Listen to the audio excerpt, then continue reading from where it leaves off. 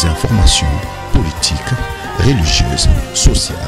Je suis devant vous aujourd'hui libre et je parle avec vous libre.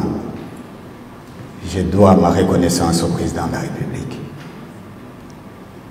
Je vous prends à témoin pour lui dire que je mettrai toutes mes forces mentales et physiques, morales, au service de la patrie pour son commandement. Je ne les trahirai jamais. Autant j'étais fidèle à Laurent Désiré Kabila. Jamais une seule seconde m'est arrivé à trahir. On vous a menti. Autant, désormais, je ne trahirai jamais Félix Tshisekedi. Je servirai la patrie sous son commandement. Mais Dieu, comme je le disais, a touché le cœur du président Félix Tshisekedi pour me libérer de la prison. Mesdames, Messieurs, je profite de votre caméra, de votre plume, pour dire aujourd'hui à Monsieur le Président de la République, Félix Tshisekedi, que je lui dédie le service, le sacrifice du reste de ma vie par une loyauté indéfectible. S'il n'était pas là, je ne serais pas avec vous. Je voudrais qu'on se mette d'accord, mes chers compatriotes, sur les choses dont nous parlons. Je préfère plutôt parler de la réunion ou du forum qui se tient dans le Haut-Katanga, comme province. Ce forum se tient probablement autour de certains personnages qui viennent des autres provinces anciennement sous-région de l'ancien Katanga pour discuter de la réconciliation. Quel message je leur donne? Mon message que j'adresse à mes chers compatriotes qui sont maintenant dans cette réunion et ceux qui sont ailleurs, c'est de dire qu'il est temps que les Congolais voient l'unité dans sa grandeur. Bien sûr que oui, nous avons une diversité culturelle et linguistique. Nous n'avons pas besoin aujourd'hui de nous appesantir sur la collégialité du sentiment sectoriel.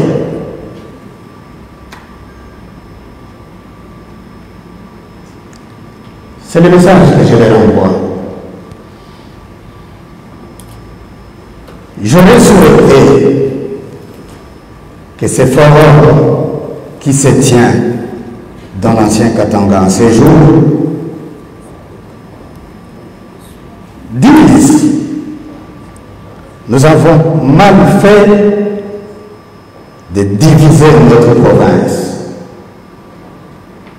Réfléchissons pour trouver un argument sociologique et juridique que nous portons à l'Assemblée nationale afin d'obtenir le quitus de l'Assemblée nationale pour l'organisation d'un référendum qui permettait à ce que ceux qui se sentaient divisés injustement et qui pensent être réunis pour l'avenir obtiennent le droit de dire nous ne voulons plus être Lualaba, au Katanga, au Tanganyika et tout ça. Nous voulons rentrer dans le Katanga.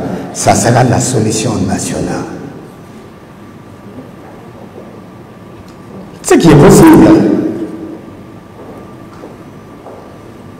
C'est possible que les gens disent, parce qu'à l'époque, il y avait 6 provinces. Puis c'est devenu, c'est pas 27 ou 30. Après, c'est revenu à 10.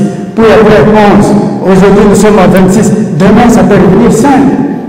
Mais il faut qu'il y ait des réflexions de cadre juridique et référendaire. Mais pour anticiper à la question de Mme Rachel, si son éminence, Monseigneur, dit dans sa phrase magique, malheur à celui qui s'opposerait à cette unité de Katangais. Mais où est-ce qu'il met le bonheur des autres Katangais qui ne sont pas allés là-bas?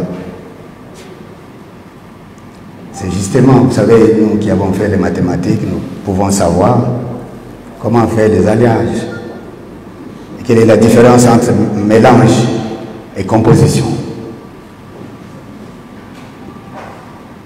Si vous prenez l'huile et l'eau, vous mettez ensemble, sans aucun procédé chimique, vous allez constater que l'eau est là, à côté, et que l'huile aussi est de son côté.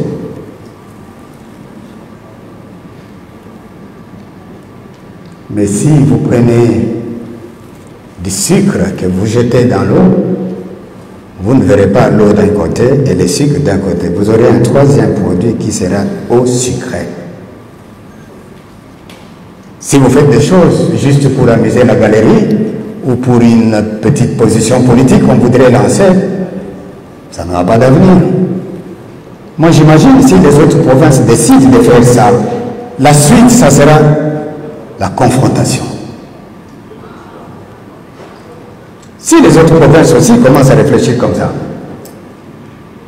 mais où est-ce que nous allons nous retrouver ensemble pour l'unité de ce pays et pour notre propre réconciliation? Il y a la maman qui pose la question de la guerre à l'Est.